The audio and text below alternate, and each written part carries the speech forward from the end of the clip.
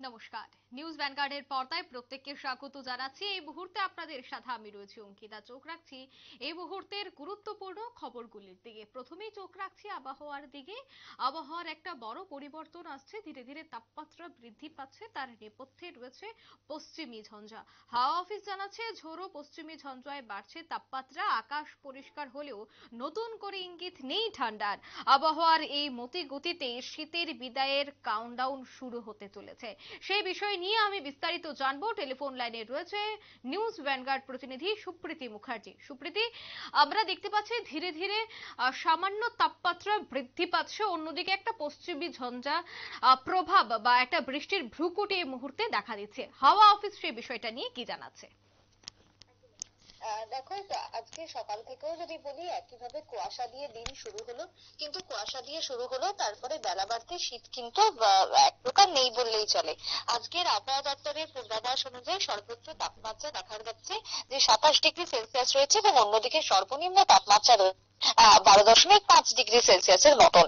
এবং সেই জায়গাতে দাঁড়িয়ে সপ্তাহের একেবারে শেষ আজকে রবিবার, এবং সপ্তাহ শেষে জমাটি শীত না থাকলেও সকাল থেকে কুয়াশার একটা চাদর পরিলক্ষিত ছিল। তবে বেলা বাড়তেই রোদ উঠেছে, 9টা বাজলেই সূর্যের দেখাও মিলেছে এবং তার সঙ্গে যথেষ্ট পরিমাণে গরম অনুভূত হচ্ছে। সেই জায়গাতে দাঁড়িয়ে দেখো, শীতের কামড় একেবারেই নেই রাজ্য জুড়ে, কিন্তু তার আমেজটা কোথাও আছে।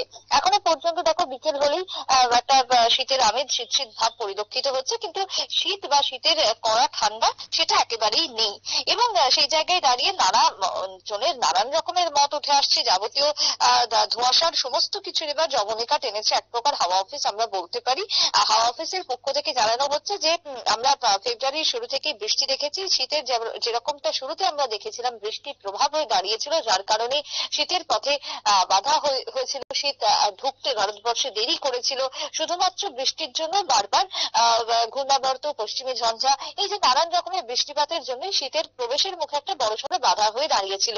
ঠিক একইভাবে শীত যখন চলে যাচ্ছে, শীত শেষের পথে, শীত বিদায়ের পথে আরো একবার বাধা হয়ে দাঁড়ালো এই পশ্চিমী ঝঞ্ঝা ঘূর্ণাবর্ত, জোড়া ঘূর্ণাবর্ত এই মুহূর্তে রয়েছে, যার কারণে শীতের একেবারে বিদায় লগ্নে আমরা দাঁড়িয়ে রয়েছি, কিন্তু শীতের আমেজ নেই। তবে এখনই শীত যাচ্ছে না।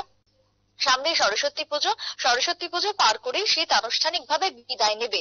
তবে এখনো পর্যন্ত অফিসিয়ালি শীত চলে যাওয়ার ইঙ্গিত দেওয়া হয়নি, কিন্তু শীতের যে যাওয়ার সময় চলে এসেছে, আর সেই অর্থে শীত পড়বেই না। এই বছরের জন্য এখানেই আমাদেরকে ইতি থাকতে হবে, ইতি টানতে হবে, সে কথাই হাওয়া অফিস জানিয়েছে।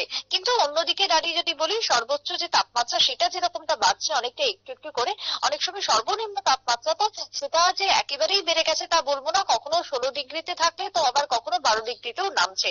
অর্থাৎ এই সর্বনিম্ন তাপমাত্রাটা কিন্তু এখনো ঘোরাফেরা করছে। বৃষ্টি হলে সেই জায়গাতে দাঁড়িয়ে সর্বনিম্ন তাপমাত্রাটা বেড়ে যাচ্ছে, আবার শুষ্ক আবহাওয়া থাকলে সর্বনিম্ন তাপমাত্রাটা কিছুটা নামছে। কোথাও 12 ডিগ্রি পরিলক্ষিত, তো কোথাও 11 ডিগ্রি। এই যার কারণেই রাজ্য জুড়ে এখনো জেলায় জেলায়ও একটা শীতের অনুভব, শীতের আমেজ পরিলক্ষিত হচ্ছে। কিন্তু সেটাও আর বেশি দিন থাকবে না, হাওয়া অফিস যেমনটা জানিয়ে দিয়েছে। অর্থাৎ কনকনে শীতের আমেজ সেটা খুবই ক্ষণস্থায়ী ছিল। সেই শীতের সময়টা আমরা পেরিয়ে চলে এসেছি। এবছর আর যাকে ঠান্ডা পড়ার কোনো সম্ভাবনা নেই, বা সম্ভাবনা খুবই কম এই রাজ্যের বুকে বলে হাওয়া অফিস জানাচ্ছে। অঙ্কিতা, একদমই ধন্যবাদ সুপ্রীতি।